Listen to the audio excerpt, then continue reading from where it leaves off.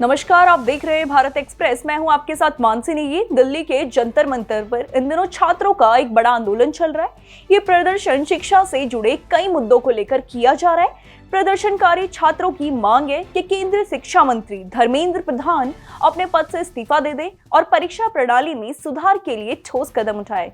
इस आंदोलन का नेतृत्व कॉकरोच जनता पार्टी यानी सीजेपी के संस्थापक अभिजीत दीपके कर रहे हैं। उनके साथ कई छात्र संगठन, युवाओं और सामाजिक कार्यकर्ता भी जुड़े हुए हैं। इस आंदोलन को उस समय और ज्यादा चर्चा मिली जब प्रसिद्ध सामाजिक कार्यकर्ता सोनम वांगचुक भी जंतर मंतर पहुंचे। उन्होंने छात्रों की समस्याओं को लेकर भूख हड़ताल शुरू कर दी। दरअसल पिछले कुछ समय में नीट पेपर लीक को लेकर जो गड़बड़ी और परीक्षा से जुड़े विवादों ने देश भर के लाखों छात्रों को प्रभावित किया था। कई छात्रों ने वर्षों तक मेहनत करके परीक्षाओं की तैयारी की थी, लेकिन पेपर लीक और परीक्षा में आरोप के बाद उनका भविष्य संकट में पड़ गया। इसी वजह से छात्र सड़क पर उतरकर जवाब मांग रहे हैं। इसी बीच अभिजीत दीपके का एक बयान सोशल मीडिया पर तेजी से वायरल हो गया। एक इंटरव्यू के दौरान उन्होंने कहा, अगर मैं खालिद होता या मुसलमान होता तो अब तक मैं जेल में होता। उनके इस बयान के बाद सोशल मीडिया पर नई बहस शुरू हो गई है।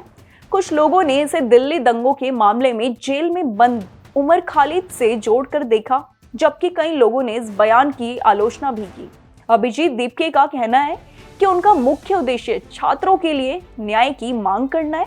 उन्होंने कहा कि लाखों छात्र और उनके परिवार परीक्षा से जुड़े विवादों के कारण मानसिक तनाव से गुजर रहे हैं। कुछ छात्रों ने निराश होकर आत्महत्या तक कर ली। ऐसे परिवार आज भी न्याय का इंतजार कर रहे हैं। प्रदर्शन में ऐसे कई परिवार भी शामिल हुए जिन्होंने अपने बच्चों को खो दिया। इन परिवारों का कहना है कि उनकी पीड़ा को किसी ने नहीं समझा।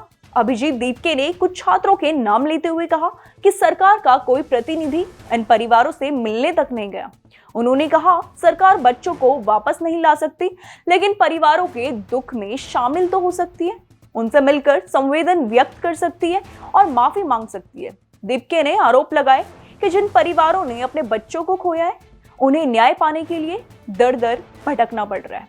उन्होंने सरकार से मांग की कि परीक्षा प्रणाली को पारदर्शी बनाया जाए और दोषियों के खिलाफ सख्त कार्रवाई की जाए, ताकि भविष्य में ऐसी घटनाएं दोबारा ना हो। जंतर मंतर पर चल रहा यह आंदोलन अब सिर्फ पेपर लीक या परीक्षा में गड़बड़ी तक सीमित नहीं रहा।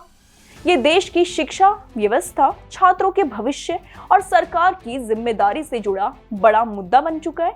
देश भर के छात्र इस आंदोलन पर नजर बनाए हुए हैं और उम्मीद कर रहे हैं कि उनकी समस्याओं का समाधान जरूर निकलेगा।